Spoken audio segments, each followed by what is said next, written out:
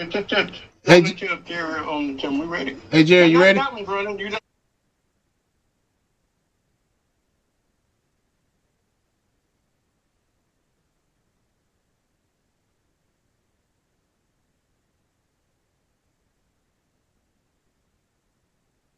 Yeah, we're ready whenever you are.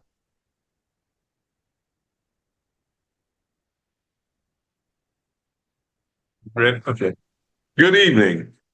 I'm Jerry McIntosh, and this is Our Voices, the People's Media. Tonight, we had a lot to address tonight, especially with all the stuff that's going on with these ICE agents around the country and Donald Trump. We're going to talk about that in another hot topic, but we'll first go to our host, Mr. Derek Scott, who is the chairman of the Democrat Party in here in Florida, in Pensacola. We have Jill Lewis Dagg, who is with the community unity activist, and BJ Bruni, who is Dr. BJ Bruni, who is here with us tonight. And Mr. Bernie Watson, who is usually here, but he's hanging out in the Bahamas. So we're gonna get right to it, Derek. Okay, good evening, everybody, and thank you for joining us. I hope everybody's had a great break. We're sorry that we missed you last week, but we are back and ready to go. So we will not delay any further and get into our normal host roundtable first, things that we need to know. And I will start with you, Mr. McIntosh, for you have for people.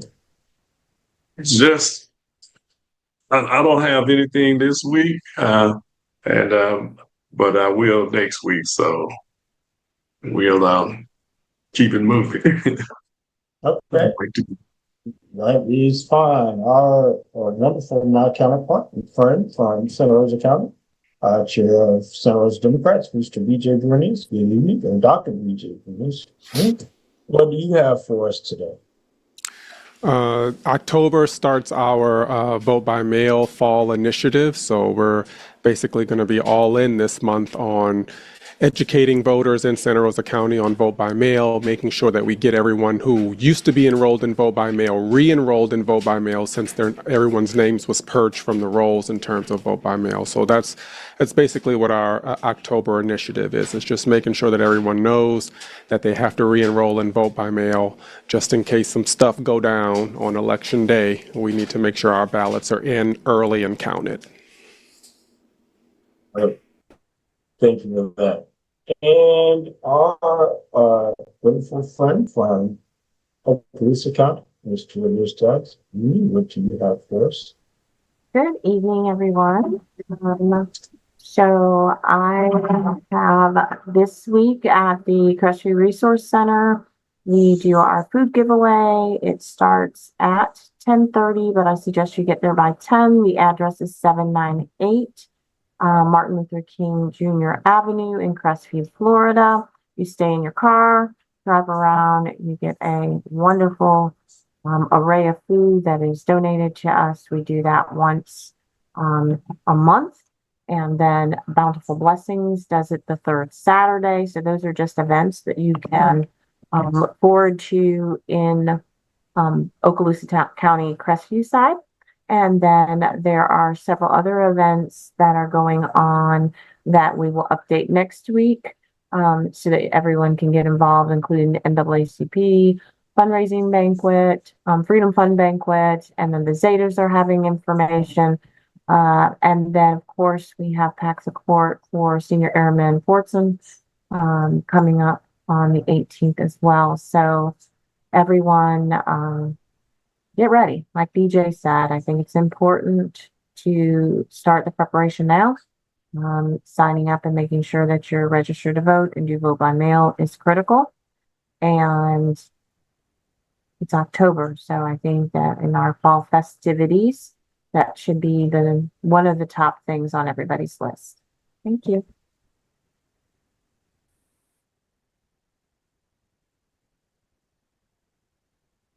You're on mute. Thank you for that. Realize I'm on mute trying to do several things at one time. I apologize. So as we move on, I guess with me, what I will share is this is the month of October. So similarly, all of our folks across the Panhandle are going to be engaged in trying to get ready for 2026. And in Escambia County, similarly to BJ, we are going to start our canvassing efforts where we're knocking on doors. We're starting in the city, and that's for a very strategic purpose. But we're going to make sure that within the city of Pensacola, those of you who are registered to vote want to make sure that we get you re-enrolled and vote by mail if you have not already done so, as we so eloquently discussed. The enrollment ended in December of 2024. So if you have not filled out a new request to enroll and vote by mail, you're going to have to do so soon in order to vote by mail in 2026. So we're going to be doing that in the city limits of Pensacola. So if you'd like to join us for that, please feel free to do so. In addition to that, or in conjunction with that, we're also going to be knocking on those very same doors to get candidate petition signed. As some of you are aware, Ann Hill has filed to run for the mayor of Pensacola. And so we're going to make sure that we can do all we can to get her on the ballot qualified without having to pay the qualifying fee. So we're going to be knocking doors to get candidate petition signed. So we're going to be knocking on Democrats' doors. We're going to be knocking on NPA doors. We're going to knock on Party for Social Liberation. We're going to knock on Democratic Socialist doors. We're going to knock on the Green Party doors. Every party that there is, we're going to be knocking on your door. Well, almost every party, because we're not knocking on Republican doors. But everybody else, we're knocking on your doors to get you, make sure that you are signing a petition to participate in the mayoral process within the city of Pensacola, as well as making sure you are enrolled in vote by mail. And we absolutely need all hands on deck. So you can join us. Please feel free to reach out to our office. You can reach out at area code 850-407-7997. And we can get you tapped into our canvassing efforts and how to participate. We are also going to be doing some phone banking to get folks enrolled by phone, doing the very same thing as well, but via phone. So if you have some time, you'd like to make some phone calls, please don't hesitate to reach out. Again, that's 850-407-7997. And we can get you plugged into those efforts as well. We look forward to doing so. I think that the applications are out. I'll speak for Mr. Vernon, so I know he's not here, but the applications are out for the Veterans Day Parade that's held annually here in Pensacola. You can go to the Gulf Coast Veterans Advocacy Council's website and sign up to register to participate in that parade. And so it looks like it'd be a great turnout. So those are some of the things that are happening. The Democratic Women's Club of Escambia County will have their meeting this upcoming Saturday, which will be the 10th of October, and it's going to be at the Tryon Branch Library, and we will move on. So those are all some of the announcements that are that's happening here in Escambia County. So I appreciate it. We're going to get into our normal programming, and I'm going to turn it over to you, Mr. McIntosh. Hey, it's a couple of things I want to say. My mom, if she was still here, today would be her birthday, her 100th birthday, her 100-year birthday, if she was still here. My daughter's birthday was 2 days ago, so want to wish her happy birthday again. Then my grandson and my granddaughter, their birthdays 20 and 21st. So I got a lot of people born in October, more than that. So, but those are the four that I'm so close to. But we'll get on with it. Just want to ask y'all how you feel about what happened in Chicago and South Shore, and in Chicago the other day with the Gestapo tactics that took place, where they was propelling out of airplanes and tearing up people's place to live and buildings and handcuffing the elderly, children, zip tying them together, had them sit in SUVs for 3 hours and something, because they were looking for some people that was from Venezuela. What you think about what happened there? Yeah, there. What I will say is that it is, it is incredibly painful and highly unfortunate and very maddening, but it's not surprising because these are the times that we live in. To see, I think what you're never prepared for is to see 2 and 3-year-old children zip tied and shackled together and ripped apart from their families, just to go in and do these knife wars that are, number one, unconstitutional, and certainly an overreach by our what is it, troops that are here locally. It is sad that we're in this place. Um, and we're just in October of the first year. This is where we are. You can just imagine being sleep in your bed at 2 o'clock in the morning and you hear all kinds of booms and people breaking in. There are reports that they were setting people's beds on fires. What is the purpose of that? Why would you set someone's bed afire? Like that, it certainly, doesn't help if your goal, let's just say all of this stuff made sense, right? And your goal was to remove dangerous criminals or those that you say are undocumented. Why are you setting furniture? What in that process? How does setting furniture ablaze aid in the corralling of people who are undocumented? It just makes no sense. And it's sad. I hate for the families that were affected. And it's sad because this happens and they have no recourse. There's nothing that they can do. But it's what people voted for. Or in some cases did not. Yeah, I know. When you got little children and they show one picture of one of the children, they had the child's hand behind his back, zip tied with a police holding it, and then they said one of the Gestapo members said, after those children, you know, I mean, to drag children, the temperature drops in Chicago at night pretty low. To drag children out with no clothes on, well, they said some of the children had no clothes on, and they kept them outside for 3 hours in the cold with no clothes on. Elderly people who live in that building, and I know exactly where 75th and South Shore is at, because I used to live there. But to drag people out in the middle of the night, and like you said there, you wake up with flash grenades, and you come out the house because you hear all this ruckus going on, and there's one lady said they put a gun to her head when she came out the door, and she just had a nightgown on because she wanted to see what was happening, what was going on. And not only that, they cut people doors off the hinges, you know, and just demolish their house where they live. It's just atrocious, some of the stuff they have done. Jill. So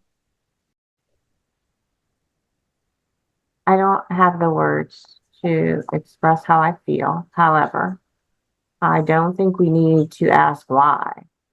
I don't know why every day we seem like we're shocked, but are we really? I'm not shocked. It's heart-wrenching. And I cannot imagine. I wouldn't want to have to go through it, but I no longer am asking why and how could they? They don't care. And there's not enough of an outcry for me to believe that the overall population of the states of America cares enough. Because if they did, we'd be hearing this from the rooftops. We would hear this in the churches. We would hear this out in the street.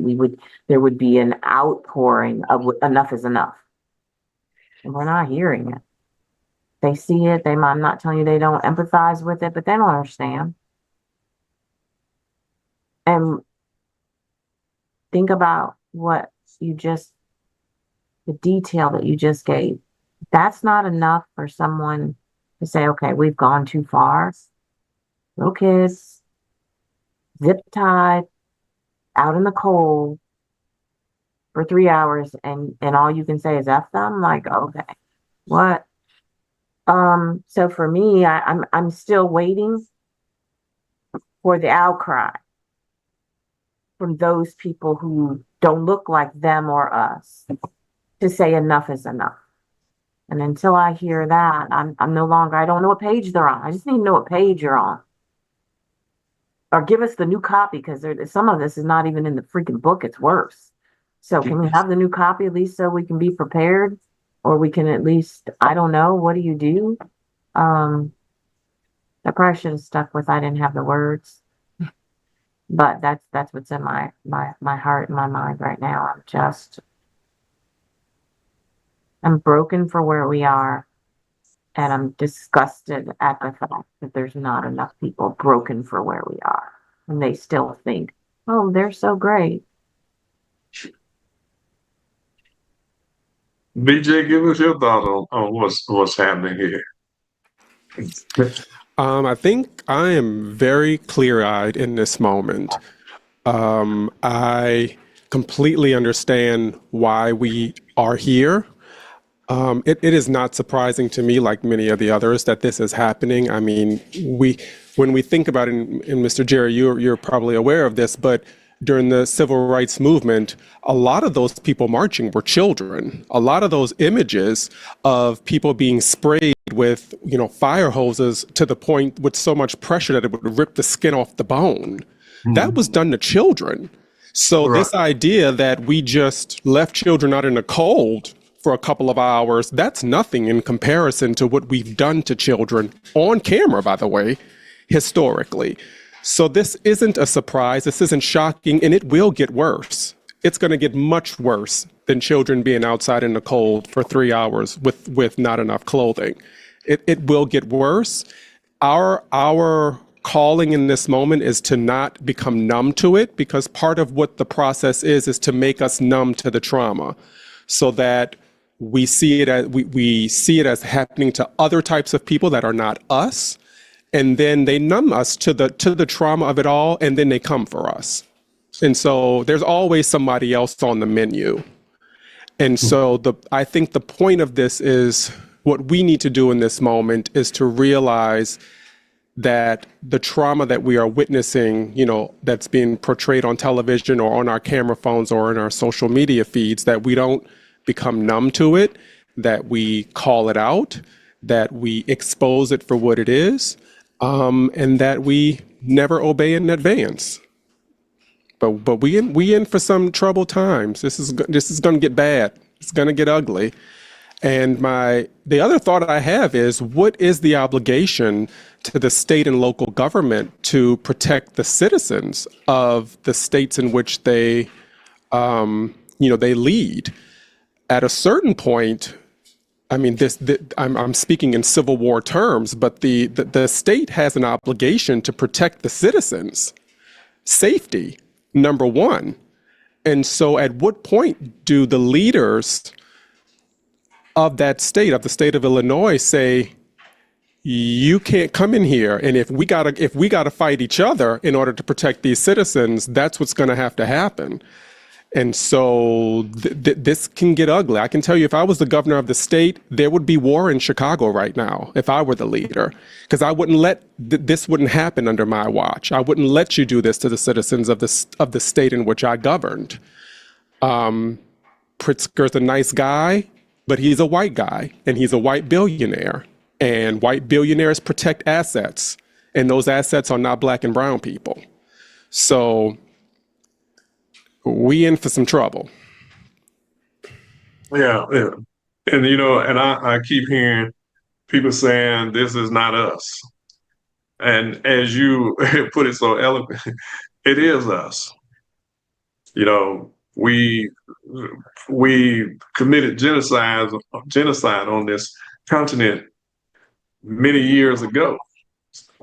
We have enslaved people here for, and snatched babies and sold babies away from mothers and used babies as alligator bait, and you know just the horror of what has taken place in this country. People want you to forget about that so you don't think about what they're doing now. But it has happened, as you said, the pressure of the water hose, the dogs sicked on people, and they're still doing it. I seen, there's plenty of videos out there where police now are still sicking dogs on people, even when they're handcuffed and laying on the ground. They still have a dog to bite the people. Have people, dogs biting people in their private parts. Just a whole host of things that they are doing. And it's all on video, and nobody, and the media is not caring, doing anything to help the situation by broadcasting what is taking place, so it can cause some kind of sympathy or empathy, so that people will rise up against what's taking place. And then there are black men, truck drivers are coming up missing, being lynched. And as soon as it happened, the police declared a suicide. Well, how do somebody end up with trauma, broken leg, trauma to their head, and lynched, but they did it themselves? It's a suicide. So it's just crazy. That, like the one in Delta State down there. The guy had broken legs, trauma to his head, and they said it was suicide. But he was lynched. It's just a whole host of things that are happening, unfortunate. And if it wasn't for social media, most of this stuff we wouldn't never know about.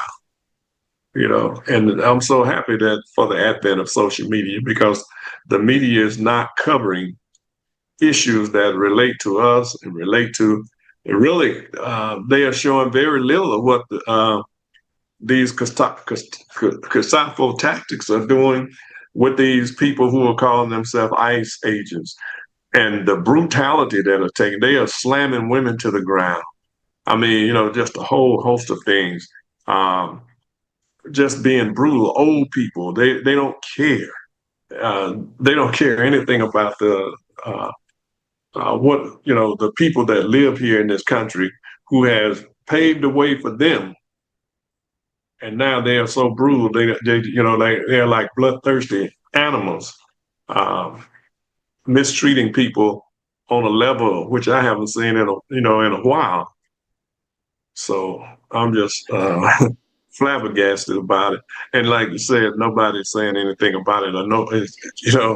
And Jill, you're right. It should be preached from the pulpit and everywhere else that these things are taking place, or maybe preachers don't care. I don't know. And I know some are, that you see on some preachers are saying something, but it seems like most are not. And I could be wrong, but I don't see it. Because the one like Jamal Bryant and others, they're speaking on these issues, but not too many others. Very few. Well, I think a lot of Black people are not surprised by what we've seen in general. I think I would surmise that Latinos are very surprised at what they're seeing. But I think it's mostly out of ignorance. Not just, and I mean ignorance in the true sense of the definition, meaning just unaware of what this country is. This country exports an image to the world, that it is the bastion of hope, the magnet of freedom. And so many people come here not realizing that, number one, the reason why this is the wealthiest country in the world and it is the place where you can make it is because of Black people. This country's wealth was built on the struggles and the labor of Black folk. So that's the reason why you even want to come here to begin with. So now they're in for a shock. And I even heard, I was just watching a news clip of a woman saying, he's an American citizen. And I'm like, what you thought that got you? What did you think that American citizen currency, what did you think he served in the military? What did you, to see that reality unfold in real time on the news, certainly I empathize with that, but then it tells me you haven't done the work to truly be to truly know what it means to be citizen, because to be a citizen requires work. It's not just to be born someplace and therefore you are citizen. To be citizen means that you have to work to earn that title. And it was clear and evident that there was no work that went into what it means to be citizen. And part of what I think means to be citizen is to actually know the history of the country in which you reside in. I'm not going to move nowhere where I don't know what's going on there. Why would I? That sounds idiotic. Why would I move to a country and not know anything about that country? Not know anything about the languages they speak, what cultures are on top, who is on the bottom, the history, has there been war? Why would you move somewhere and not know anything about the place you move into for $1? That don't make no sense to me. So I empathize with that gentleman's family, but at a certain point, people are going to have to do the work that is required to be called a citizen. And sometimes, if you don't do it yourself, the work shows up on your front porch. Yeah, I Malcolm X said, was going to say, can I just say you're in New Orleans came out real heavy in that? I was like, wow, wait a minute now. Let's call it what we have. Go ahead, sorry. yeah, that the work that, people thought we were just complaining as Black people in this country when we would tell people what was going on, that they didn't know that they are here and enjoying the benefit of this country because of the struggles that Black people went through since slavery. Since we was put in chains or into forced labor here, they still think of us as slaves with a slave mentality. But we were never slaves. We was put into slavery, but we were never born slave. We were forced into slavery. We was forced to not be able to get an education in this country. And even when we were even doing slavery, we were educated to where we came from. We just weren't educated to the English language and the cruelty of these people that brought us here and that mistreated us while we were here, because many of us was here before they ever set foot on the soil. We was here, and we have to recognize that there was many of us deported from this country to other countries so that we wouldn't know who each other were. So, but we were here already, many of us. But then there was many of us who were brought here because they didn't know the language of the country and didn't know the territory and how to escape the country. So, it's been an ongoing thing. But the civil rights movement is the reason a lot of people enjoy the benefits. Even the people that got more of the benefits than anybody was white women, who should be outraged about what's taking place. Because from what Pete Hegseth said the other day, they don't even want women in the military anymore. I mean, and he said that out loud on a stage with all these all this brass sitting before him. He was lecturing them. That was what was so amazing to me. Him and Trump was, these people have served in wars and have been their strategic planners and all of that for military causes around the world. And they were being lectured by, some, somebody had five or six deferment with, quote, had foot spurs, and somebody was somebody that served in the National Guard and was a talk show host on weekend. And these people out there saying all kinds of stuff to these individuals. And I'm glad that they didn't get no applause. And they sit there stoic as if we don't want to hear nothing you got to say. We got to sit here, but we're not going to hear what you have to say. And we are not going to applaud for you.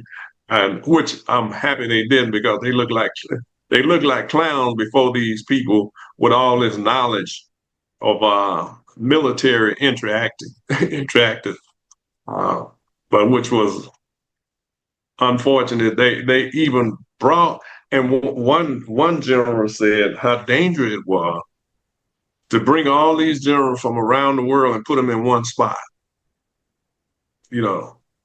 It would, even no matter how much security you got, it was still dangerous, because it was anything could have happened that day, on that particular day. So I'm just concerned about these jackbooty thugs that they done put on the street that don't care nothing about that care nothing about people in their lives, and that's all they are. If you're a law enforcement, why you got to wear a mask? What are I need to that I want the moment to come when I call somebody a jackbooted thug. Yeah. I need that moment to happen in my life where somebody deserves for me to yell at them, you jackbooted thug. Everybody. That's what you are when you handcuffing babies. You so afraid of some babies, you zip tied them to each other. It's just crazy. I'm Derek. Go ahead. Still, jackbooty thug is singing me, but it is, but in all seriousness, I mean, it's sad. Like we had, this is, we have to remember, I guess, look at who's in charge, like from the top, I don't want to say down, but like all the folks, this is a clown show. This is a circus. Like they're a bunch of clowns. Everybody's a clown. Nobody is qualified. And it's so funny because you hear all this talk about like, oh, DEI puts unqualified people in to take a spot from the qualified white person. And I'm like, oh, these are your qualified white people? Oh, okay. Like, good God. Like, if this is your best of the best, my God, today, like, what? Yeah. These people not. I mean, just sit all the way down, because these are fools. Like, you have, I mean, I watched this like, the man got on TV. Well, I'm all over the place. The man got on TV, and I'm sure those people told him, like, when he tried to say that acetaminophen causes autism, right? I'm sure they told him, those people got up there and said, now you can't say a brand, you can't say Tylenol, you can't say this, you have to say the drug. Drug is acetaminophen. I got it. You gonna get your funky behind on TV and then look like, like, you can't even say the word.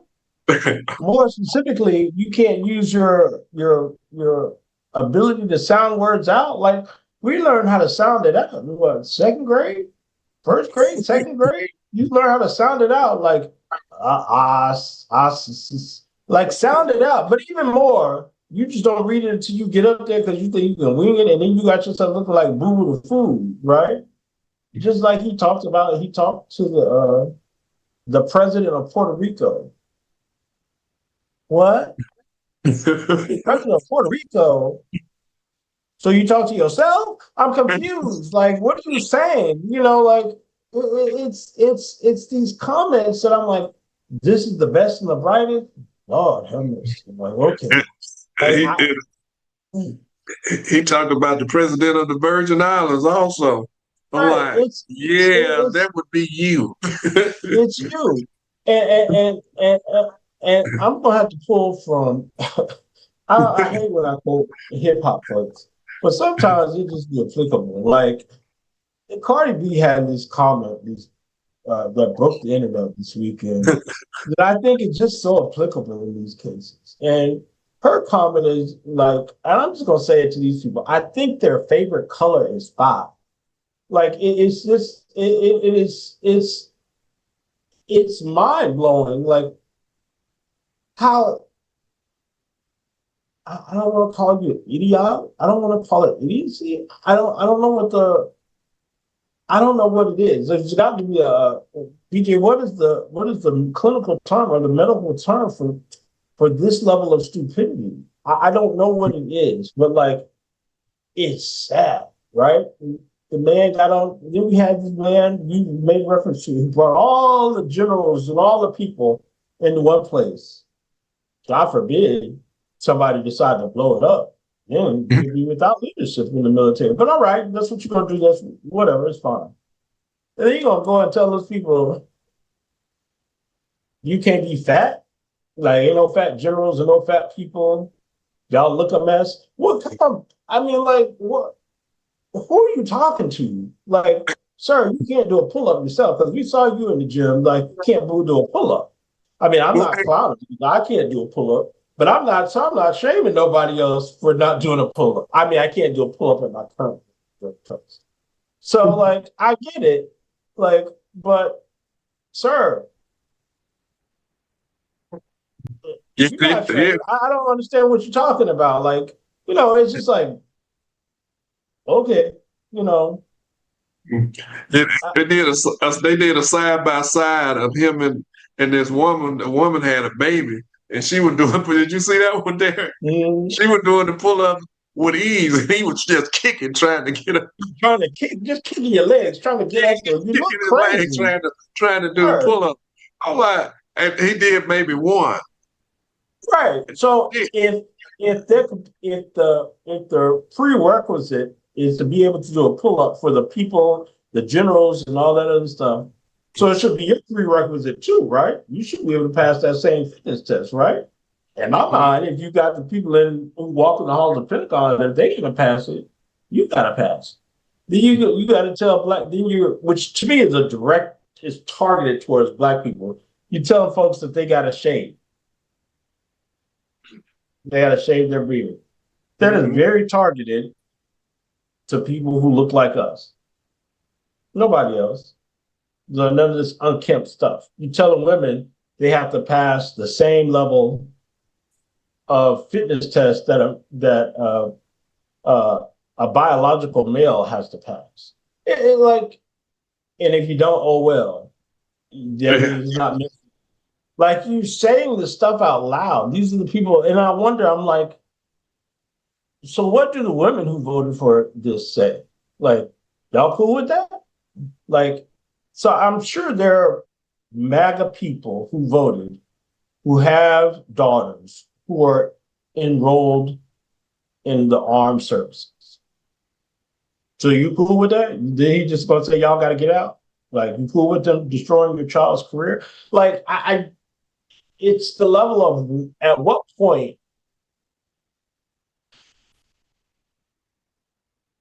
do you say that's it? F you. Like, we finna do something about this. Like, at what point do you do? What is the breaking? Like, at this point, I think some of them would be willing to be slapped in the face and be cool with it. Like I could walk up to you, just slap you in the face. And walk away and be like, oh, it's all for MAGA. I deserve my slap. Well, they convinced they created a boogeyman, which was these trans women, these like 5 trans women across the country that were taking over women's, sports and now and at the end of the day, the straight white man said, actually, we don't want none of y'all in none of this. So they were all focused on them 5 trans people who are out of, 100,000 sports players. They were focused on 5 of them. Meanwhile, the person you should have been afraid of coming for your position was your own daddy, was your uncle, was your cousin, was your own brother. The man sitting right at the table with you eating dinner. Right. Those are the individuals. As a matter of fact, I think it was about 15 of those MAGA. One was a judge and state representative. They just arrested a bunch of them in the last month. They are all supposed to be straight people, but they're raping 8, 10, and 12-year-old children. Just all kinds of stuff that they are doing, but they blame it on gays and lesbian people, LGBTQ people. Like, but these are the ones that you are putting in jail for this, and the all the shooting that have taken place in this country, MAGA people, shooting up schools, shooting up events, shooting up everything, just assassinating people. Some even tried to kill the governor of Michigan. I mean, it's just a whole host of things that they're doing, but we're the one that's but they blame it all on us. Like when the guy Kirk got killed, the HBCUs have to shut down because it's on us that somebody got killed. Charlie Kirk. It's amazing what they are doing. But I digress. So, 2 things. I think we'll never know, to your question, Derek, when enough is enough. It'll be, I don't know what that is going to be. And it might not be anything because they're okay with it. I'm just telling you, they're okay with it. I don't know how else to say it, but as you're saying, I just don't understand, or I can't fathom. They're sitting there going, yeah, let's go. To the general. So the one thing I did think was, wow, if we could do that, we could all, somehow they all got together. I don't know how they did it. And they said, when we go in that room, we are not applauding. We are not smiling. We're not nothing. We will be in sync and we will sit there. That's why he acted a fool, was because he couldn't break through. He had stone-faced generals for hours. They didn't applaud. They didn't shake their head like, yeah, okay, maybe. They didn't even get mad or angry. They just sat there. And he didn't know how to respond to, they're not responding to me. They're not applauding me, but they're not even mad. They're just stone-faced. And it was the one time I was like, we could just all be in one accord like that. If that could just happen. They did it. I don't know what messaging system that they had, because that's a lot of people that came together that have different ideals. You have to know that. Those people came from different backgrounds. But they can see it. They could feel it. They understood what needed to happen.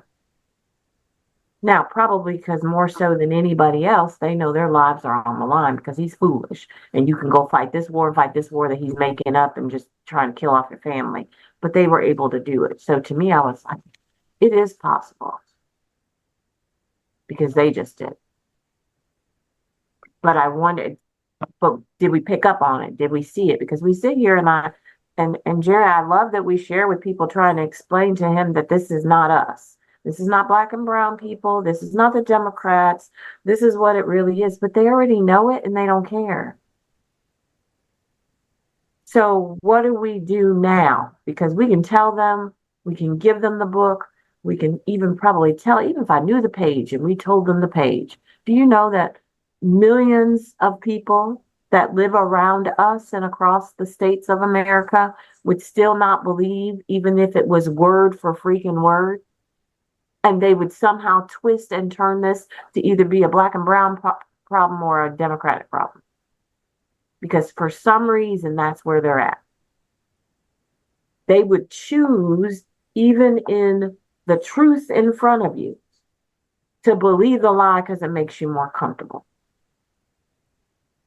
So we don't need to figure out why they're doing what they're doing. We don't need to be shocked. We need to not, like BJ said, don't be complacent. Don't be numb. But what can we do besides tell them, hey, they're telling lies? Because they already know that. Like, I don't know that that is the strategy that's going to work because they already know it. If you want to bring up Charlie, I'm not going to say much about Charlie Kirk, except for he was shot and killed by a MAGA person that was not black or brown or at a HBCU. It had never gone to an HBCU. The Democrats didn't do this. And We're the ones blamed for everything. And you'll preach in church on Sunday.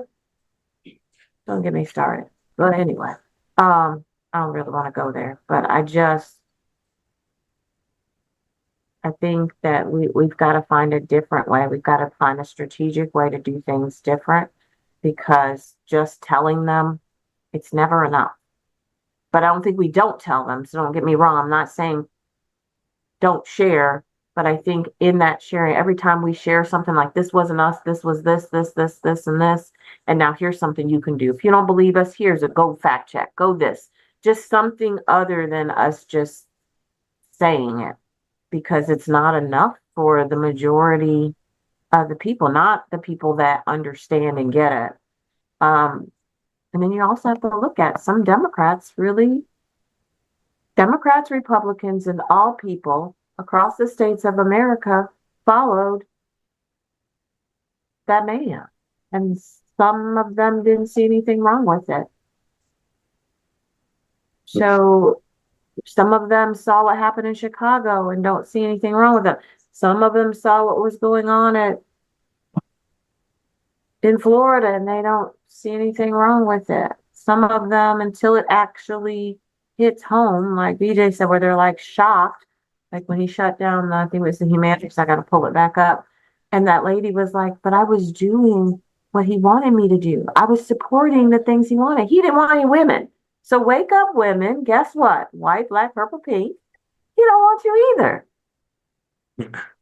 He closed that all down and left only white men. Hello, wake up. My dad used to always say. So, hello, Jerry Lewis. That was his thing. Hello. So, hello. Are we woken up yet? No.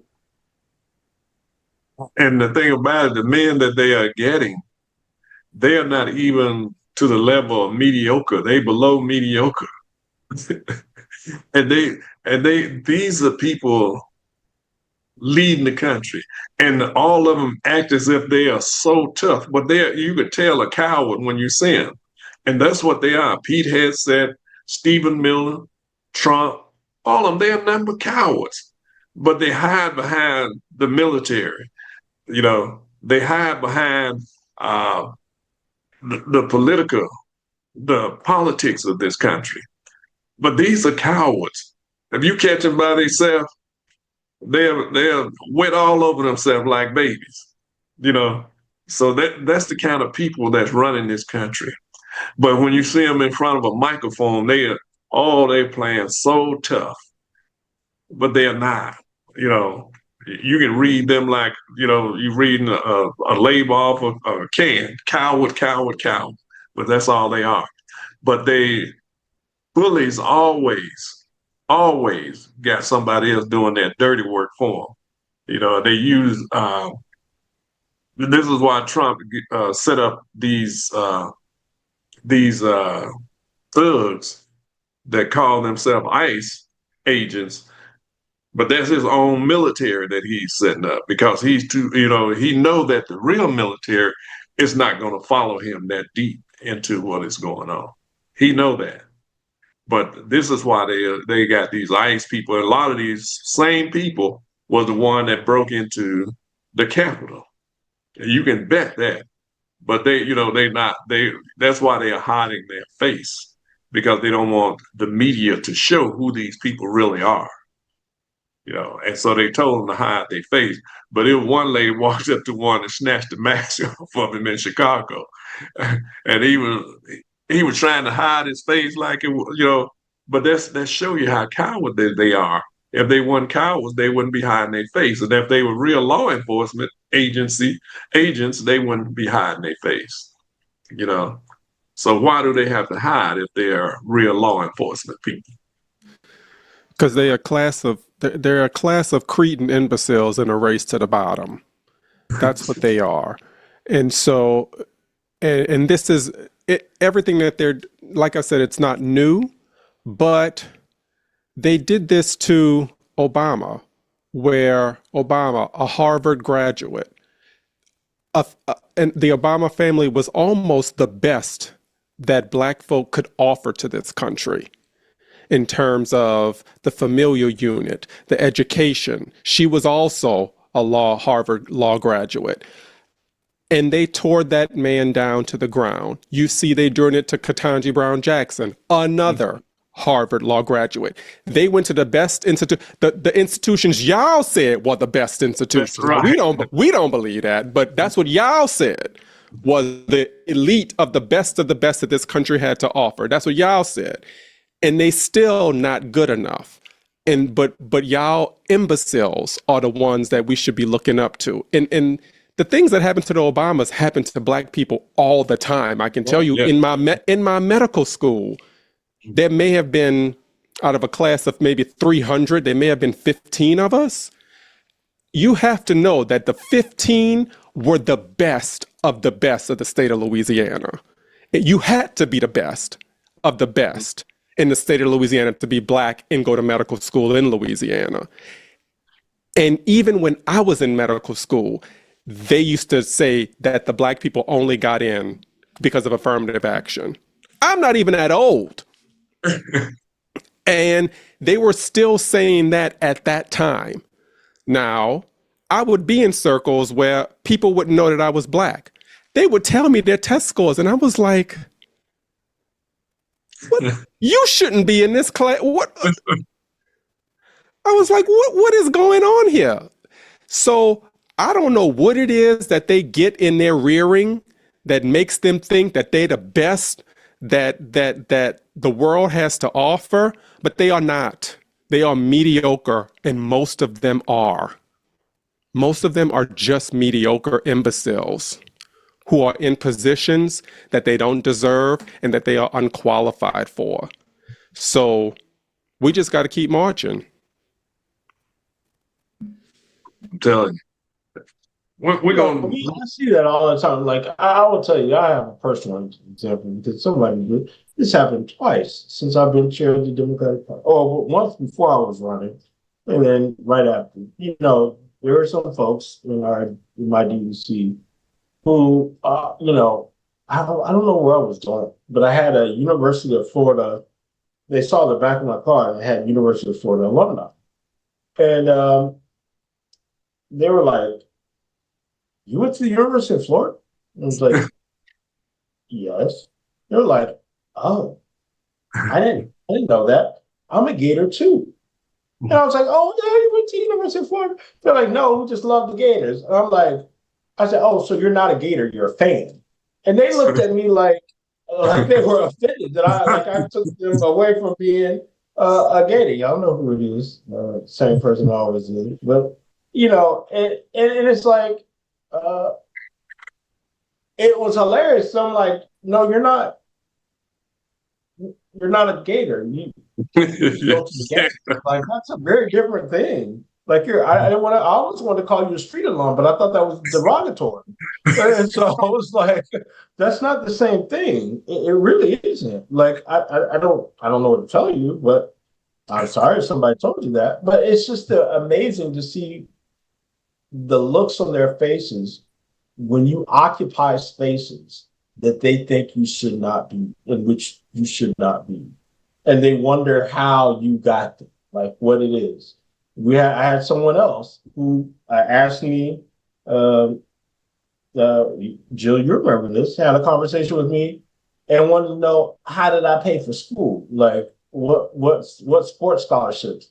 And I was running for chair, and you remember it. She was like, "Well, how did you pay for school? What scholarship did you go on?" I was like, "Well," I said, "I'm brilliant. I don't know if you knew that, but let me just tell you where I came. Like, let me tell you where I am." And it's always funny to hear them say, uh, "You got there by affirmative action." But I'm like, so if I got there by affirmative action, what kept me? So Right. I still had to go to class, right? I still had to get a grade. So I mean, unless these people believe, which it wouldn't surprise me, unless you believe that there is they take at the University of Florida and every other institution, higher learning, they take in the classroom, they take the Black people and the Hispanic people, when they grade their tests, they grade them separately, and it's always on a curve so that your score is competitive. I guarantee you, at the University of Florida, every test I took was on a Scantron. So no, it's just you got it right or you got it wrong. That was it. You either got it right or you got it wrong. They didn't separate. Oh, and I didn't go in and feed my test score, my piece of paper into the printer, and they said, "Oh, Negro, let me put him over here and give him +5, and then anything else he gets marks wrong." That's not how that works. But it's always amazing to hear their rationale and the way they think about it. I'm intrigued, to say the least. And for those who don't understand what affirmative action was, and it used to be, because it's no longer, but affirmative action was just a avenue to get you through the door, so that you can have you can use your knowledge, or to get you to a place where you can at least get into the classroom. Mm-hmm. But it never did the work for you. Right. You had to do the work yourself. But it was just it opened the door for you, just cracked it, because it really didn't open the door for many people. The people that walked through the door that it was wide open for was white women.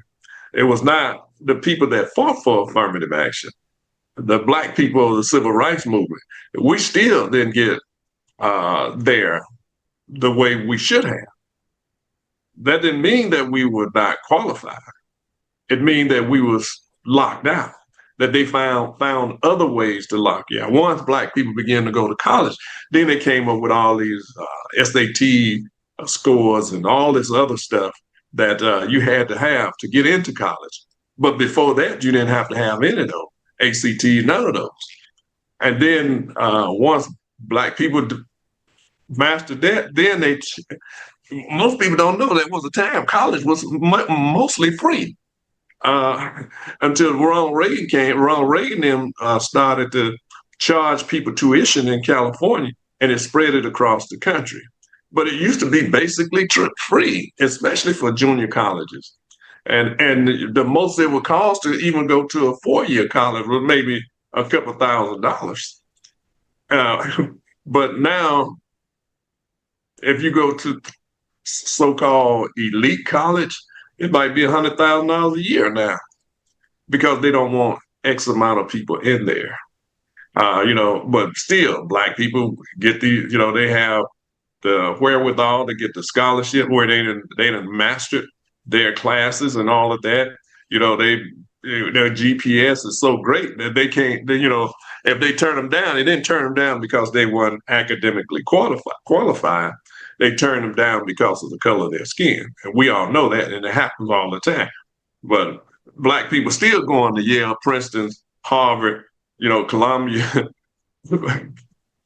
all of the other colleges of this country. Well, but to me, the best college in the world is Howard, Morehouse, all of those colleges, HBCUs. because it nurtures the whole person. It's not just dealing with academic. And then you don't have to worry about all the racism that come along with it when you're at these other colleges. So you can focus on studies rather than dealing with all these other issues that other people bring to the table to lock you out or to try to make you feel bad about being there when they are unqualified to be there themselves. So it's just amazing that people think that just because a door is open to you, that you can't do the work.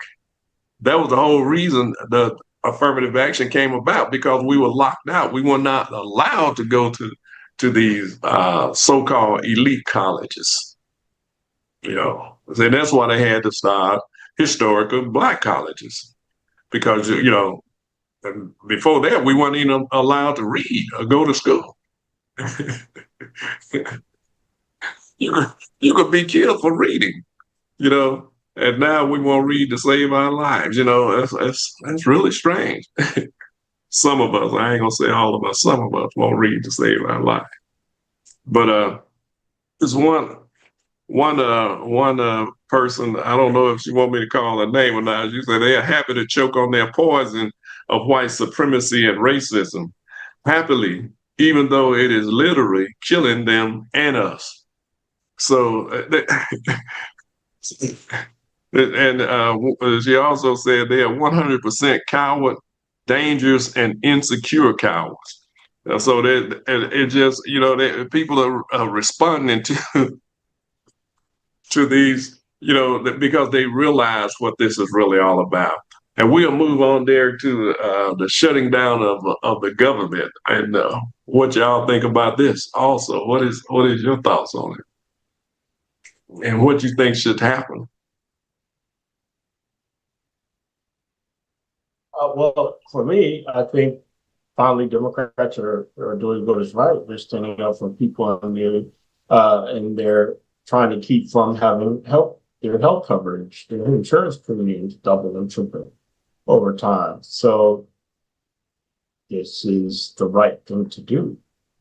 How long it's going to occur, who knows? But right now, this is the right thing to do. That is what I was. So you think the Democrats should hold right now?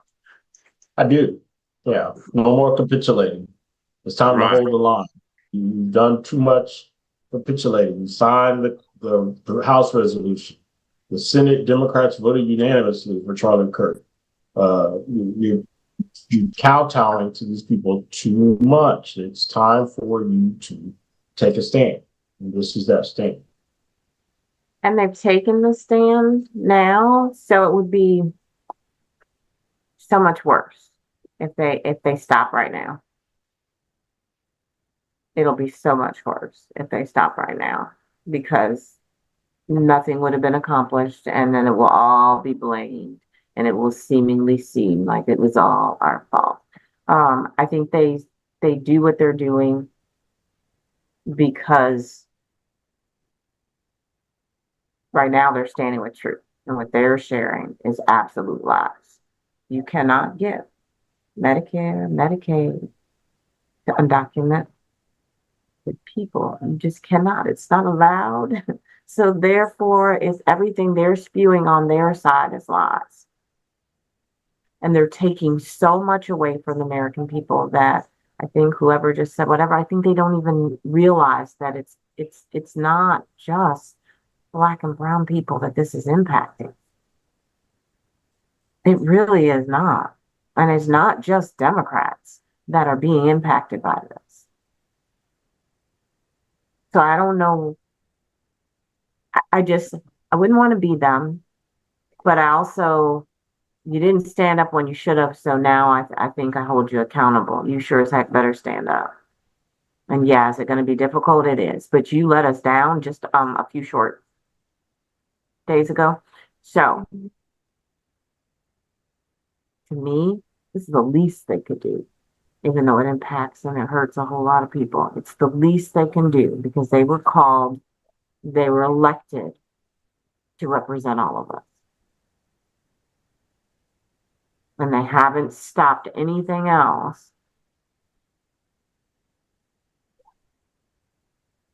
I'm still going back to their vote. I can't imagine how they got where they are. But right now, they need to do what they're doing. And we need to pull together and figure out how do we take care of those that this is going to be difficult. It might be more than the 35 days the last one was. It really might be. And how do we get to the people who are going to be really hurting? BJ? I say keep The it shut long- down. Yeah. Keep it shut down. No health care, no vote. And so they need 60 votes.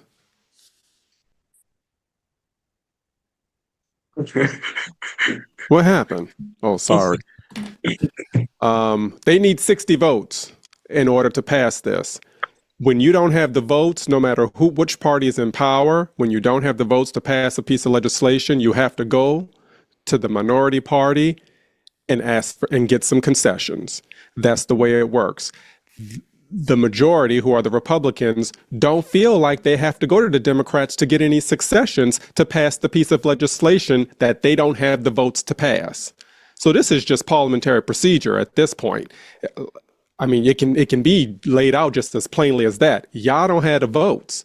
And if you want the votes, this is what you need to do to get the votes. So it's simple to me. It's simple. It's very simple to me. And the Democrats have said we are not going to sign on to a piece of legislation that guts the social safety net for people's health care. We're not going to do it. So I kind of feel like at this point we're at a standstill, and they don't even feel like they have to go to the Democrats. So if y'all don't feel like y'all have to do anything, then y'all figure it out on your own. I'm telling you, because they definitely need 60 votes. But the thing about it, they are trying to blame it on they the one are not negotiating. They're the one who put this draconian bill out there, but it's the Democrat fault that it didn't pass. No, Right. you said you had the votes to pass it. So let's see the votes. But they run around, they got it on every show, this morning I'm watching every show. They had these people on talking about it was a Democrat fault. But when you ask them a question, they can't even answer they can't even answer a question. But look, now going right back to what they had said about the Democrats. It was the Democrats, Chuck Schumer, it's Hakeem Jeffries. They're the ones shutting down the government. No, you're not. But talking about they won't negotiate with them. Then when they did negotiate, when they did go up there to talk to Trump, he put out some kind of AI racist, avatar of Hakeem Jeffries and Chuck Schumer. That's when Hakeem Jeffries said, if you got something negative to say about me, say it to my face. So, which we know cowards don't do, because they hide behind anything and everybody. And that's what he do all the time. But what I would point out, though, in response to those interviews, is that the Republicans are on message. No matter what channel you watch, no matter what social media posts they put up, they are on message, and their lies will go around the world 10 times before the truth, hits the airwaves once. Democrats are all over the place. We just got to be honest. They are all over the place. You got the senator from New Hampshire is saying one thing. The senator from Delaware is saying another thing. Hakeem Jeffries, Lord, I try and stay strong for him, but he is really making me upset right now. This man ain't built for this moment. And so I'm just saying they are not going to win the messaging war unless they all get into a room and say, this is what we're going to say when we go on TV to be interviewed, and nothing else. All that other stuff can go. No health care, no vote. And that's it. All that other talking, Chuck Schumer, good God. I can't speak to his legislative bona fides. I really can't speak to it, but that man should not be on television representing us. He just should not. He shouldn't. He don't have the skills. That ain't his lane, and he should not be on television representing the party. Stay in the chambers. Do what you do best, but this ain't your lane, son. And we need to get somebody else on the airwaves speaking on behalf of us to represent us to the public. And especially, you got AOC, who is great. You got Jasmine Crockett, who is great. These are the people they are younger people. They're the ones should be out there speaking on behalf of us because they know how to carry a message. But you're absolutely right. I saw this lady from the Senate talking about both sides. You're a Democrat. What are you talking about? Both sides. Both sides need to sit down and just shut up, have several seats and shut up, go back home or something. Just go back to bed, go to sleep. I'm like, because you're crazy. You're absolutely crazy. You're talking crazy. Talk about both sides. What are you talking about? Listen, when somebody who is watching you on TV is having the thought that you need to just go to bed, that is a sign that you should not be on television when the viewing audience thinks that you would be doing the public a better service if you were just in bed sleep. Yeah. I'm telling you, and I heard the Trump talking about, how many people he was going to fire if the Democrats didn't come and do what he wanted to do. And then he told Chuck Schumer and Hakeem Jeffrey the other day, he was going to get it done if he even have to use the military. I'm like, really, dude? Really?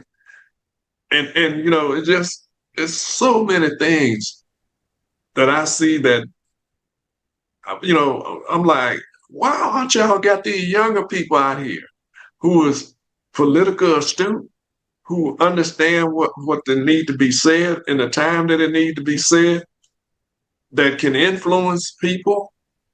But, y'all kind of, you might be good at legislating behind closed doors and all that, but you are not great for this party on television when you're trying to get a message out. You have to have people who is articulate and know how to handle that, and know how to handle not only the people that's asking the questions, but know how to circle it back to where you want it to be.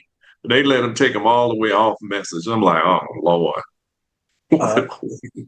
DJ, Jill had in her ever, as she does multitask, she found something based on what you were saying earlier when you were thinking about coming to the other side and talking to it. Is she asked me that I share it with you all and for the viewing audience. It's just a little light ha-ha, hee-hee. And it's from Hamilton. You don't have the votes. You don't have the votes. You're gonna need congressional approval, and you don't have the votes. Such a blunder. Sometimes it makes me wonder why I even bring the thunder. Why he even brings the thunder? You want to pull yourself together? I'm sorry, these Virginians are birds of a feather. Young man, I'm from Virginia, so. Put something to say. You don't have the votes. Yeah. I heard Trump them threatening how many people that they were going to fire and furlough and all of that. I'm like, you're already doing that. You done fired 300,000 Black women have been removed from jobs in this country because of you. Over 100,000 Black men, somewhere around 100,000 Latinos across the country. And they continue to purge people every day from jobs. Many of them, we talked about it before. Many of these ladies are single ladies, single women, heading up their household, and also have homes that they need to pay for, cars, children's schools and clothing. It's just a whole host of things that they are doing to hurt people, and they are not even concerned about what they have done to these women and men and people of color around this country. And it's intentional. It ain't like it's an accident. They are intentionally doing it, and that's unfortunate. So they're gonna get it back to you. This is where we are. Well, while we were away, what I will say, a couple of things that are happening with our work. Jimmy Kimmel came back on the air. He came back on the air originally, was it Tuesday of last week?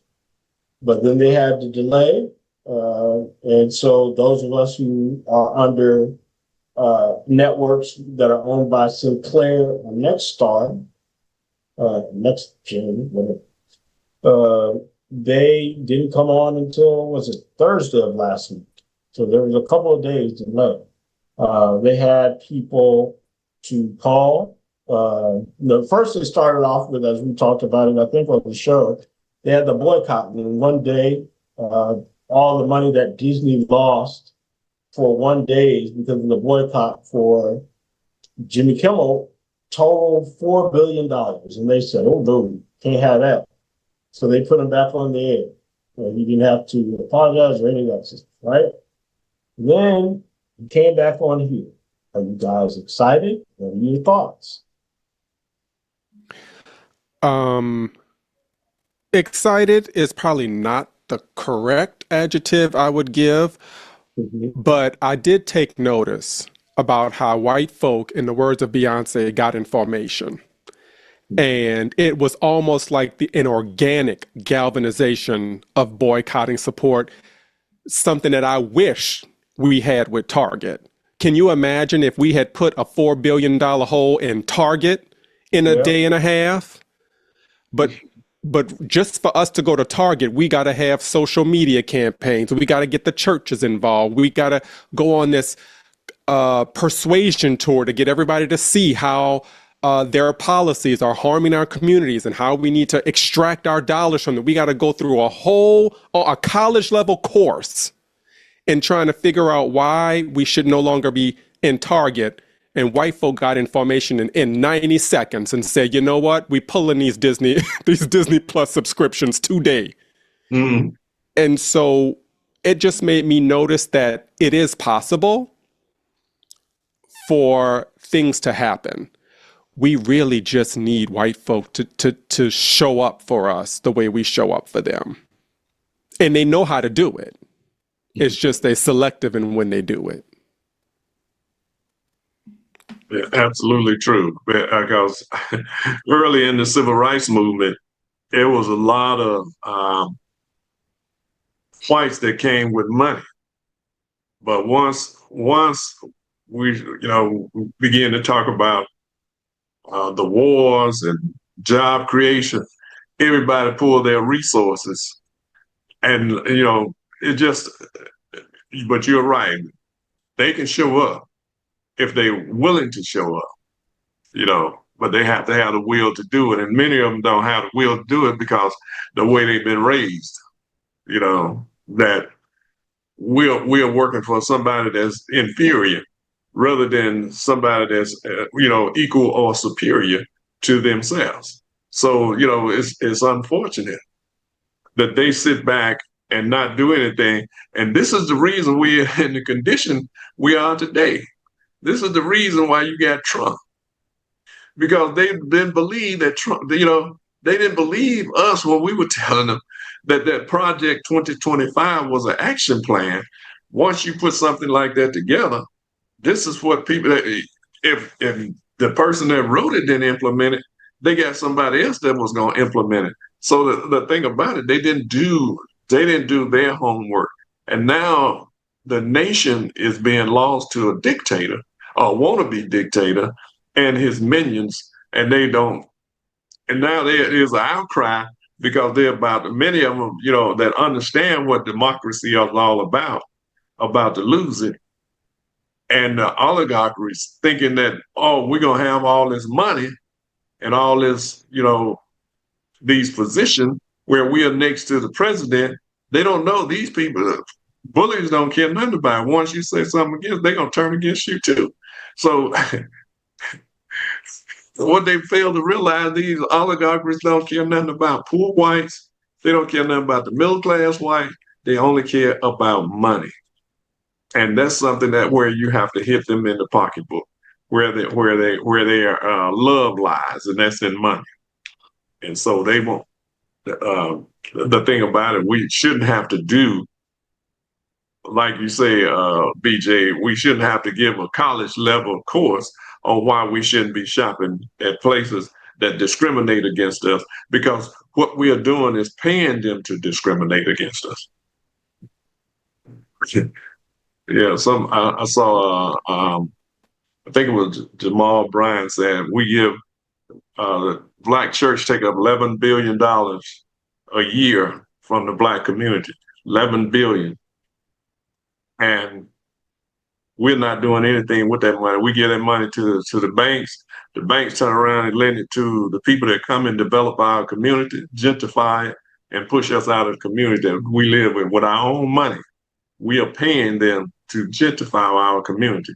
We are paying people to discriminate against us every day and don't even realize that we are doing it, because we're allowing ourselves to be used like tools for somebody else's benefit. And this is what I'm liking about people in Africa. They're beginning to wake up and say, whoa, this is ours. And we want to keep it as, because we done fed the world for years off our back. Now it's time for us to feed ourselves. And that's what I like about Ibrahim Traore in Burkina Faso, because he's doing what the rest of Africa should be doing. And that's what we should be doing as well, putting our resources together and building something ourselves, and making sure that we have the things that we need, because if we don't, and I've been telling people, these test runs that Trump and them is doing, they're using it to see how they can cut us off from resources, especially in the major cities. And that's what people got to, that you got to watch what they are doing and look at the history of what has happened in the past in other countries. And that's what they do. They cut the resources off, your food, your water, your sanitation, everything. We see that right now happening in Gaza Strip. It's happening before our eyes. A genocide is happening before our eyes, and we are not watching what this thing has come home with us as well. And it's unfortunate that it has happened. But Trump is talking about laying off another 700,000 people in this country. What do he think? How do he think the government works? How do he think this government gonna run? What do he think gonna happen if you lay off all these people that send out Social Security check, that do the payroll for the military, that do all kinds of stuff for this country, that make this country run? What the environment? What do they think gonna happen? I don't get it, Jill. It's not for us to get. We're not. We think, and they're not thinking. He just says, "I'm in control. If I do this, this is great." He just made America great again, because it's back to where he thinks it's supposed to be. You're talking to somebody who really does not know. So I want to go back to the original question, Jim. What are your thoughts on Jimmy Kimmel? You didn't like our conversation? He's doing a Jill. He is doing a Jill. Let's go. Okay. What are our thoughts on them being able to put him back on? I think BJ was right. It's great for whoever really wanted that to happen, but it's super sad that there were so many opportunities, Target's just one, that we as people could have done the same thing and we didn't. And young, for whatever reason, well, first of all, I was just thinking, I wish Jimmy would get on there. What would happen if Jimmy got on there and said, I just want to take this time to thank Black and brown people, all the support. Would they take him back off? I just need to know. You know what I mean? That's what my mind thinks. But I wish we would have that ability to just move together and sync. And we don't have it, but they do. And like BJ said, they have it when they want it and when it truly impacts them. But again, I'll go back to Jerry where we started the show. You're talking about them raiding and breaking in and zip tying children and taking elderly out. That wasn't something they had an outcry for. They didn't stop anything for that. But Jimmy got taken off the airways, and I have to do something. I don't have to do something if you're killing people. I don't have to do something if you are abusing people, you're taking away benefits, people can't survive. That's not what it is. It's Jimmy. So I need Jimmy to be watching our show tonight and understand that maybe since so many people believe in you and gave up so much, I need you to go just a little bit further and dig in and talk about what's really going on and how they need, just like I would love for him to say, just like you just galvanized to get my job back, let's galvanize to save the people and pick a place and let's do it. And then go to the next place and the next place. Till I see that, I mean, it could be done. So Derek, we'll have Christina. I need you to pick up the phone and call Jimmy. That would be Christina, and she's not on the show tonight. Talk to him. But why do you think it's the case though that when one person says, let's do this, we all just don't do it? Because even when they said we're going to boycott Target, then it was Tabitha Brown saying, well, if you do this, it's going to hurt this. Then we had a bunch of people telling us instead of us just doing it. You didn't see a lot of people say, well, if we cancel our Disney subscriptions, then we may not get as many child educational videos. And so do we really want to be doing that? No, it just was like, we canceling it and we posting that we canceling it and it's done. But for some reason, we don't have that same organic energy anymore. And I'm just wondering why, because the why is what's important. I think it's because we're so full of the excuse. We have the excuse. We give the excuse. It's just like when we go vote. Why is it that they can say it's time to vote and everybody goes and votes?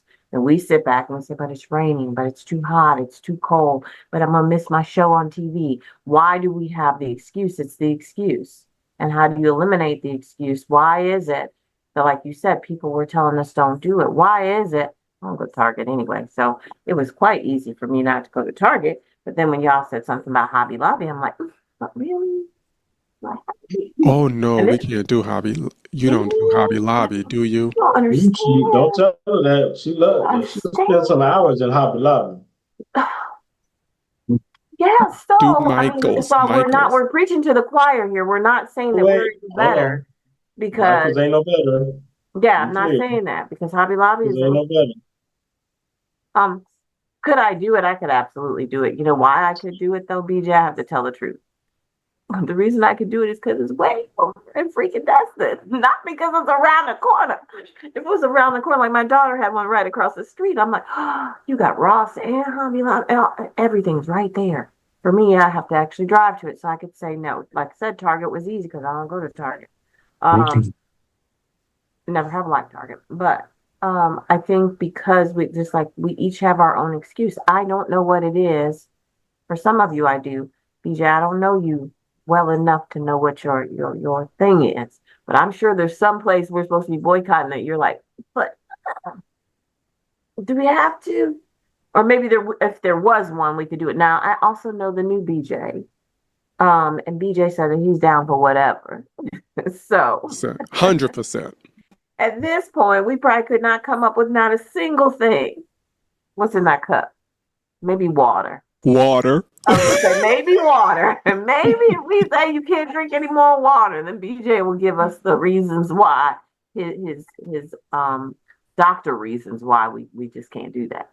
But I think it's the excuse. It's so easy to make an excuse, and for them, it it's so easy to just do. Like they didn't even think, like you said, they didn't think we're just gonna do it. Derek called and I was like, you better call Jen. I'm like, what? What? Okay, whatever. I mean, could I do it? Absolutely. But not like like you said, they said it and it just happened. I don't know much that we say and just happens, not even go vote. We say that all the time. We don't even do that. Register to vote. We don't do that. I mean, it happened to the point that the cancellation site crashed. Like, do you know how many people had to be canceling their subscriptions at one time to crash the cancellation site? I'm telling you. So that tells me that it's possible. I mean, it was possible when when COVID hit and they did that unemployment when everybody was like, okay, let's go and crash the site. It is possible, but what motivates everybody to do it is the question, and how do we get it done? And then how do we stick with it? Because they didn't just cancel and then go back and say, oh, I can't live without it. They canceled and they were done. And they still didn't get back all their subscriptions. So, I have to say, like, you guys are looking at it, and I agree with your points, all of them. I took mine very differently, and I think we did, and I had this conversation. I was painfully reminded and yet disappointed yet again in how there is and painfully reminded that there is a bubble that white people tend to exist in and don't think about anybody else. And I have no concern about anybody else. I say that because Jimmy Kimmel was taken off the air. And those people, to your point, rallied like immediately. So they canceled the site. They crashed the site, the cancellation sites for Hulu, Disney, and all that other stuff. I'm sure those Disney Cruise people had a queue for getting their stuff on. People canceling their trips and all of this stuff, right? But from that same community, you didn't see no outrage when Roland Martin got taken off the air. You didn't see it when Don Lemon got taken off. You didn't see it when Tiffany Cross got taken off. You didn't see it when Joanne Reed got taken off. You didn't see it. What's the lady's name from the Washington Post? What's her name? Karen Atatia. Yeah, thank you. You didn't see it then. They're just like business as usual, right? So it's like these things can happen for the exact same reason. But to someone of color, and it's like, you didn't see nobody stop watching MSNBC. Some people kept on moving. You didn't see them stop watching CNN. They kept right along, moving on. Like, it was like, keep on keeping on. They ain't give a damn. Like, it's like, oh, that's unfortunate. They lost their job. But as soon as someone, a comedian in their community, or someone that impacts them or that they like, gets removed. Oh no, we got to do this and we got to do this immediately. Like, don't pass go. I mean, don't you send it to everybody. Now we got on board, but they didn't get on board with us. Same with Target. Same thing can be said with Target. We're boycotting Target, but there are plenty of white people that walk in that store every day. So it's just us boycotting Target. It's not there. It's not everybody. You don't see white women boycotting Target. White women are the number one consumer. And they heard the most by DEI or the DEI initiatives being removed. You didn't see them. They still go to Target, fill up their little red carts and they red and white bags and go on Target One and all that other stuff and yada, yada, yada. They don't do that. So it's a constant reminder, even with those who look to be allies, it's like, yeah, no, they ain't got nothing to do.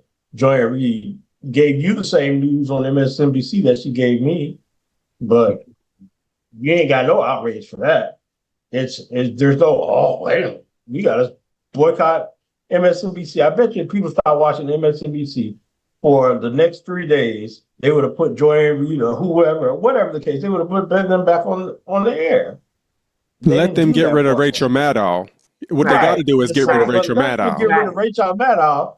It's gonna be, oh, we gotta boycott MSNBC, and all your Derek, you gonna boycott MSNBC? Why? You don't do it for us. Like it is a constant reminder that we're in this fight by ourselves. Even those who profess to be, oh, I'm in it with you. You're not, because you ain't giving it. You ain't cancel. I have yet to hear that Washington Post subscriptions went down. People don't cancel their subscriptions either online or if they deliver newspapers. I don't know. I don't read the Washington Post, but they ain't go down. They barely got any news coverage. Derek.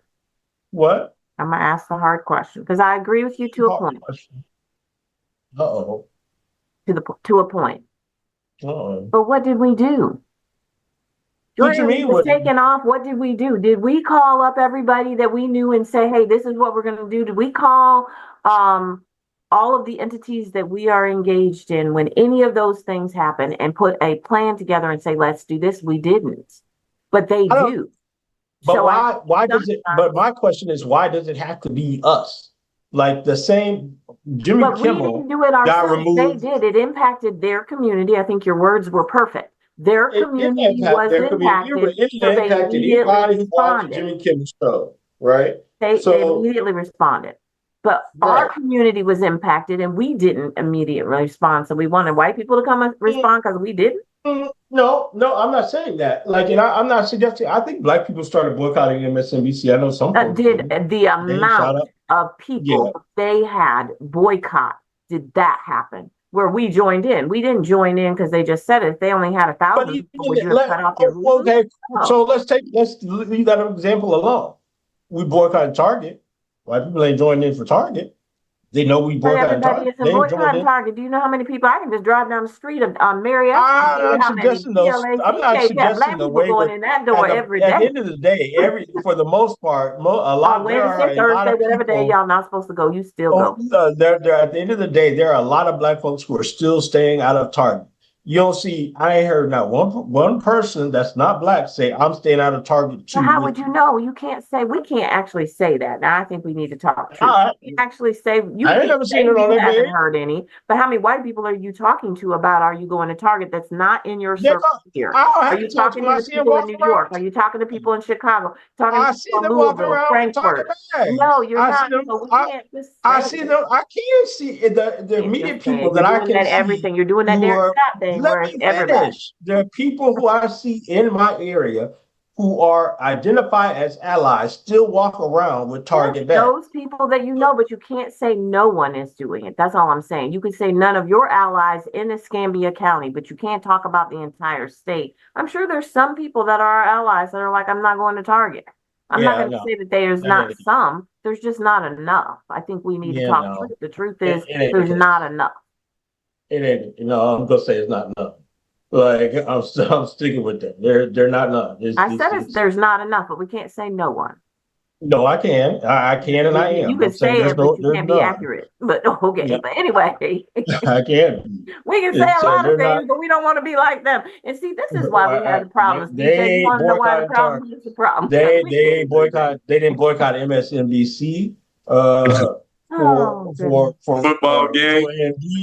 They didn't boycott with Colin Kaepernick. They didn't do none of that stuff. It's just always us when it comes to communities of color. It is literally always just us. If it were, the bottom line would be moving. The impact to the bottom line would be much more severe than it is. That's pure point blank. That's what it is. I don't have to see the people. I can read in finance. You can see the bottom line, their P&Ls. it's not moving the way it is. So you know that it's You can't just say Black that that's not consumers any white who are people who are doing it. not doing it. That's all I'm saying.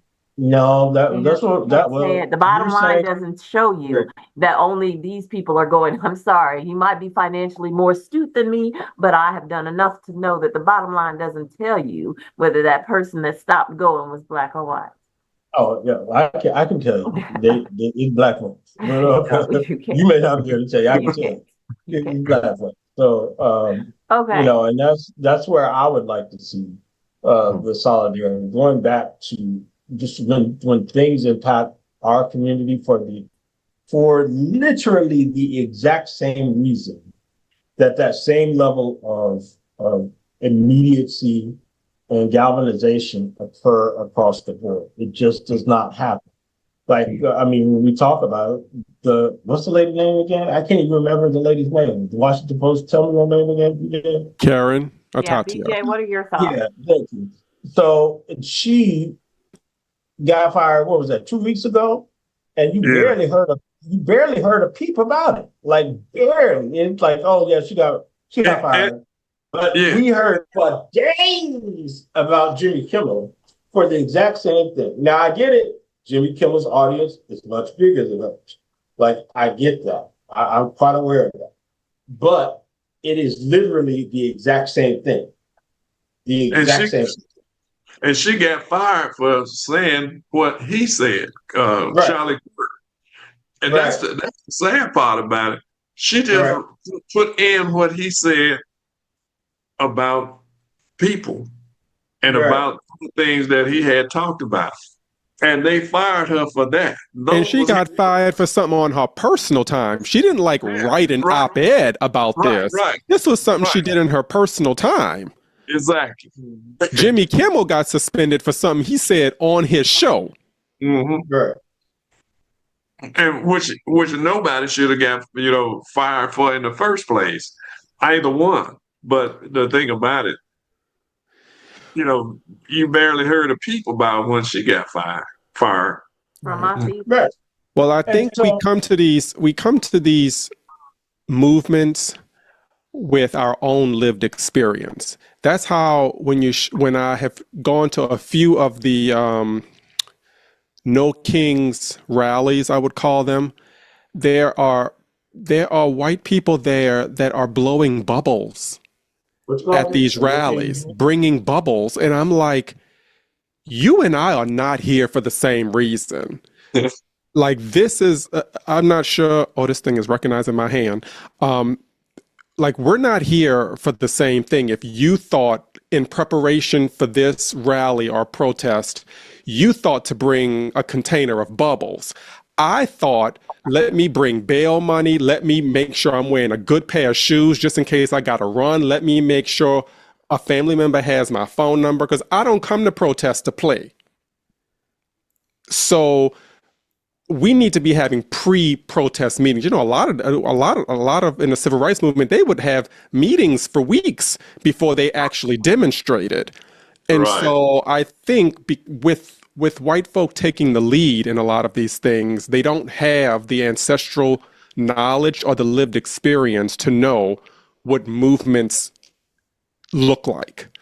And so that's why they show up to protest against authoritarians with bubbles, because they don't know they don't know what they're doing.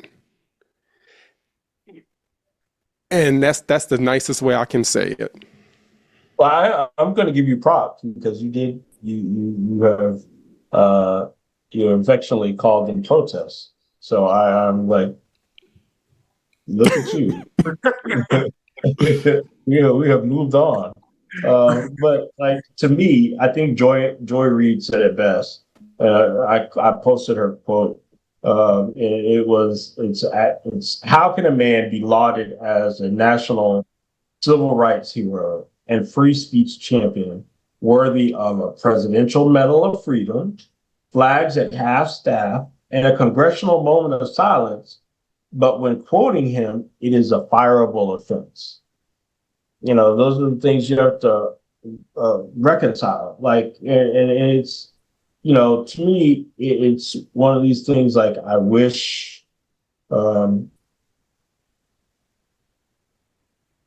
I just wish for better. That's all. I wish for better. Like there, like for example, um, do I say it or do I? So,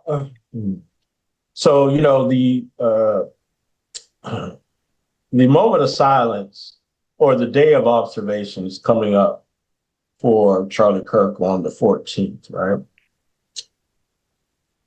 And I Where we was going to asked, brunch? you said what? I said, where we going to brunch? Oh no, right? I was asked, what do we do? Right? What do we do in opposition? I won't say who. This for the first time I would name him. But I will say that I was told that Black folks should march in the streets with AK-47s. That should be our way of protesting. And I was like, that ain't gonna work. You're trying to kill us all, right? But it just goes to show you, to your point, that the level of knowledge of how to protest or how to engage in public acts of defiance doesn't always resonate well or come together well when you're missing that ancestral history or knowledge, I should say.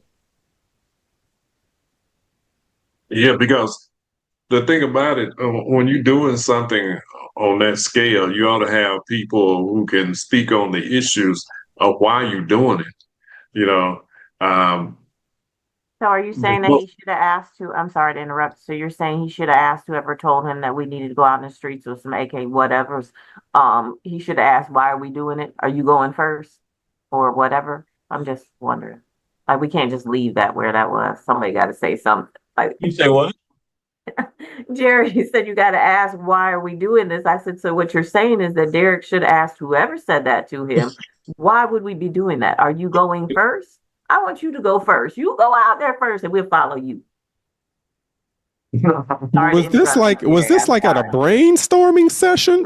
No, this was a phone call. Just to check in because I had made an inquiry about why our Florida delegation all voted, or most of them voted to support the Charlie Kirk resolution in the House. And, they were like, oh, well, we're going to do something, we've got to do something. And, here's what we could do, or here's what I think we could do. And what do you think? And I'm like, yeah, that don't. Pick up what I'm putting down. So what do you think if all the Black people go in the street with guns? I think that would be a total massacre. AK-47s to be specific. Shoot, I mean, it don't matter. We could have a little what do you call it? What do you call them things? BB gun. It wouldn't matter. All you have to do is have Black people in the street with guns, and they would have, that national cry they just had for Jimmy. They would have a national cry, and they would go out, and we would be executed on the spot, and they would say we were scared. Mm-hmm. So to that person, I would just say, I'm gonna hope that I'm gonna say your frustration. I understand your frustration in this moment, but sometimes we can't lead from that space or that place in our hearts and souls. We can't lead from a place of frustration, because if Black people got on the streets and marched in the streets with AK-47s, we would have to accept that some of those people would not be going home to their families that night. A large majority. And let's be clear, I'm not even saying that that's not how this all going to end anyway. This could very much so end this way. Just from doing a lot of reading. I'm not saying that we may not get to that point where that's what we're all called to do, and some of us may not make it to the other side. But I don't think we're there yet. I think the moment is calling for something different. We ain't there yet. But I do think we ought to be prepared for what may come, because you can see what's happening. You're seeing now that there are people who are trying to provoke certain things to happen in this country, and this is why you got these ICE people, thugs or whatever you want to call them, out there trying to provoke something to happen, so that they can do, something. But I would say that everybody need to be armed. There's no doubt in my mind that everybody need to be armed against what may be coming. And you know, this thing that got serious, more serious than what people really think, and it's very serious now. And people are being killed anyway. People are being purged from jobs and all of that. It's only going to add to the frustration in this country. People are going to lose health insurance and all of this because of these people that's in power now, and they are doing intentionally what they are doing. And I'm just saying people have to be prepared as much as possible, and definitely hold on to you some finances if you can, because you might have to leave here. When you say prepared, what do you mean prepared? How? Like, in what way? Are you saying prepared like Mr. Vernon and Mr. Gill say prepared? Yeah, exactly. Exactly. Yeah, that's prepared I'm talking about, because when in the 60s, I mean the 50s and 60s, before black people were arming themselves, people were coming into their houses and pulling them out, dragging them out at night, killing them, because they didn't have the arms to protect themselves. All through, that's what Jim Crow was all about. People just come to your house, take you out at night, lynch you, do whatever else they want to. And they had because lynching was something that black people feared, because they knew what it was about. That was the catalyst that kept people in fear. And once people began to arm themselves, like the Deacons of Defense, like the Black Panther Party, like other people in this country began to say, wait a minute, hold up. We're going to defend ourselves. If I'm going to die anyway, I might as well die defending myself, and that's what I'm talking about. We have to be prepared for, because there are people who think they have the right now to come and say and do whatever they want to do to us. And they are doing it in public. And if you're watching social media, they're just bold with it. Calling people niggas, rolling up on black folks in stores, calling them boys, and slapping people. So I'm just saying, we have to be prepared for stuff. And I think that's what hopefully it don't come to pass, but it might. I think that's what is crippling us, to Jill's point about what is it going to take. I still think that the majority of people are in the zone of wanting to get to the other side of this without any consequences. And I think people have the fight in them, but they're thinking, but if I do this, what will happen? What will I lose? How will my families suffer? How will our community struggle? And I have radically accepted that some of us are not going to make it on the other side of this regime. I've accepted that there are going to be some losses that we're all going to have to shoulder in order to get to the other side of this successfully. And the moment we're able to relinquish that fear of what we're going to lose by fighting back, I think that'll put us in a better position to be victorious. I'm in total agreement because there are people losing their lives right now, losing their livelihood right now. And what they're doing, they're not just doing, they doing it, one person at a time. Now they doing whole groups of people, putting them out of jobs, which I mean, they don't leave the people no alternative, you know, and that's unfortunate. I just want to say it. I don't know if y'all heard about Well, Shakira, Ashada Shakira. I saw, yeah, Shakira. yeah, Uh-huh. Yeah, she passed away in mhm. Cuba. Yeah, she was a freedom fighter back in the 60s and 70s. And she escaped to Cuba, and Castro and them protected her over there. But she went to her grave swearing she didn't do what they accused her of doing.